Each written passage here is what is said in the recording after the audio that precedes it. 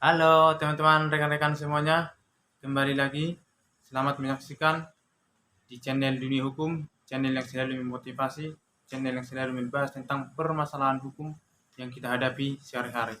Untuk itu, dimanapun rekan-rekan berada, semoga tetap dalam keadaan sehat, Tuhan selalu menyertai dan memberkati kita semua.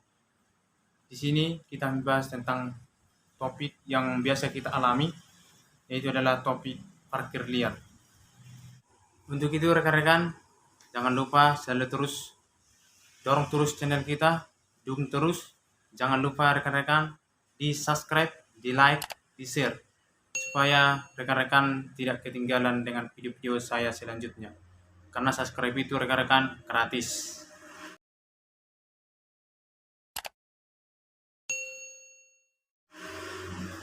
Thank you rekan-rekan sudah subscribe channel kita. Oke rekan-rekan, kembali ke topik pembahasan kita. Saya di sini punya cerita, punya pengalaman rekan-rekan. Mungkin rekan-rekan punya cerita, punya pengalaman juga, saya kurang tahu. Nah, jadi suatu ketika saya pernah bawa motor rekan-rekan. Saya rencananya mau beli ikan nih di rumah makan.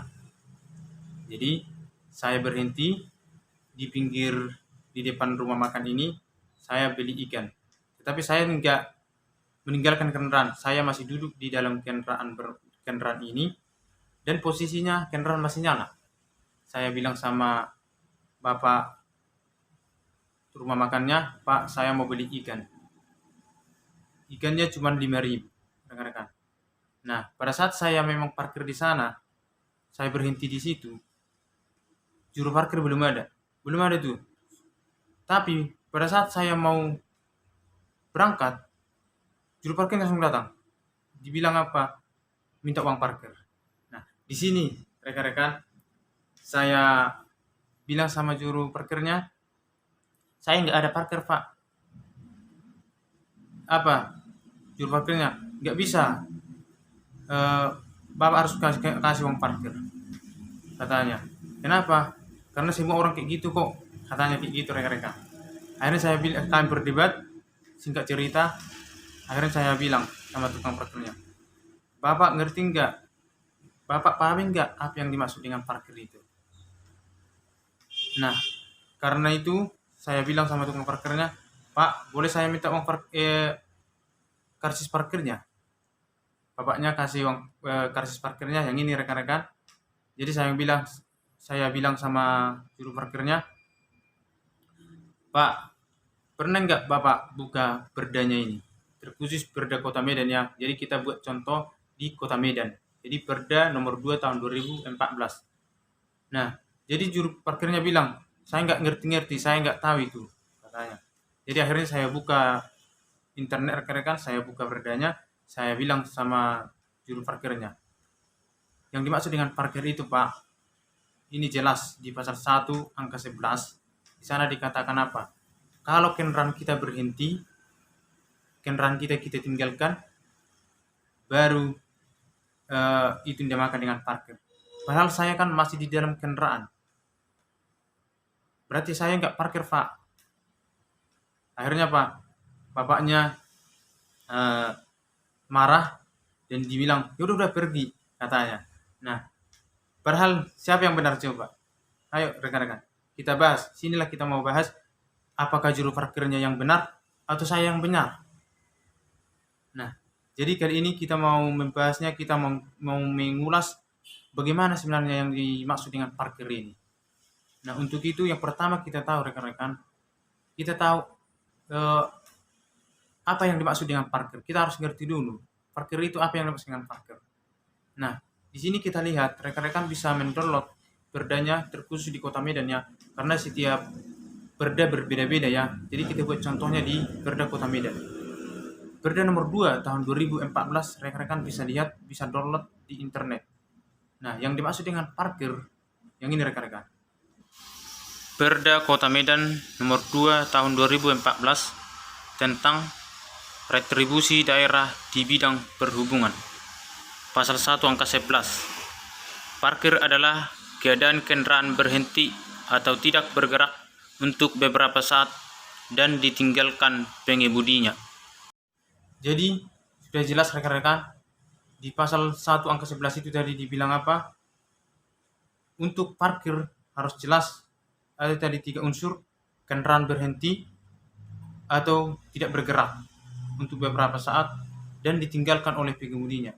Itu tadi sangat jelas rekan-rekan dikatakan di perda ini. Berarti apa? Kalau pengemudi masih di dalam kendaraan, belum meninggalkan kendaraan ini, maka dia belum parkir, walaupun dia berhenti di pinggir jalan. Nah, untuk itulah rekan-rekan, disitulah kita jangan mau kasih uang parkir. Kenapa? Karena posisinya kita belum parkir. Nah, sekarang kita lihat lagi. Berapa enggak kita lihat sekarang, kita lihat di parkirnya itu, di karcisnya itu ditaruh di situ sekali parkir 2.000. Kita lihat di perdanya, sesuai enggak di perdanya sama di karcisnya. Nah, sekarang kita lihat sesuai dengan perdanya di pasal 10. Ini dia bunyinya rekan-rekan. Pasal yang ke-10 ayat yang pertama, struktur dan besarnya tarif pelayanan parkir di tepi jalan umum ditetapkan sebagai berikut. Yang pertama, dia di sana ditaruh truk dengan gandengan trailer. Kalau dia kelas 1 10.000 sekali parkir. Kalau dia kelas 2 5.000 sekali parkir. Nah, yang kedua, truk, bus, alat besar dan berat. Kalau dia di kelas 1 6.000 sekali parkir. Kalau dia di kelas 2 4.000 sekali parkir. Nah, yang ketiga, truk mini dan kendaraan lain yang sejenis. Kalau dia di kelas 1 5.000 sekali parkir.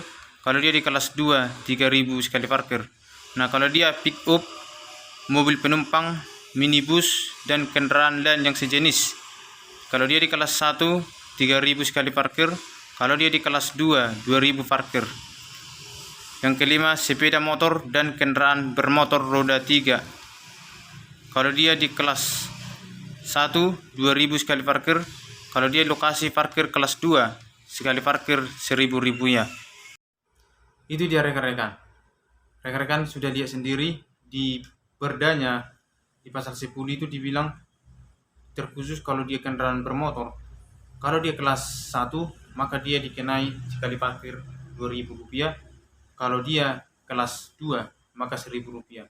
Menjadi pertanyaannya rekan-rekan, jadi sesuai enggak yang di karcisnya sama di perdanya?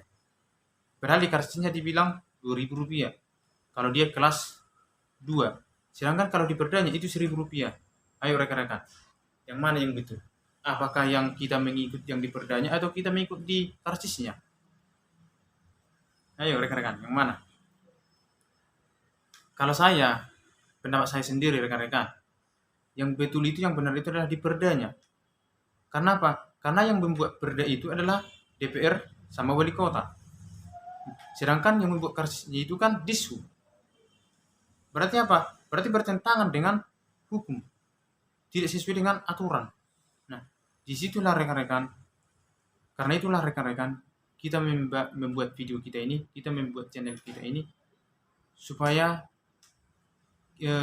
kita membuat channel kita ini. Kenapa? Karena kita anti pungli, rekan-rekan. Kita tidak akan membiarkan pungli terkhusus di kota Medan begitu sangat banyak. Kenapa rekan-rekan? Karena gini rekan-rekan, kalau hal seperti yang kecil kayak gini aja kita biarkan rekan-rekan, bagaimana negara kita untuk ke depannya? Dan terkhusus kita untuk generasi muda. Bagaimana kita untuk membangun kota Medan ini, bagaimana kita untuk membangun negara kita ini, kalau hal yang kecil kita biarkan. Nah, untuk itulah saya mengajak melalui video ini untuk rekan-rekan, ayo kita perantas semua pungli-pungli, preman-preman yang minta uang parkir tidak sesuai dengan aturan. Karena kalau kita menjalankan sesuai dengan aturan, kita dilindungi oleh undang-undang rekan-rekan. Oke rekan-rekan, terima kasih sudah terus menyaksikan video channel Dunia Hukum. Untuk itu rekan-rekan, jangan lupa selalu pahami hukum, taati hukum, agar tidak terjerat hukum. Terima kasih rekan-rekan.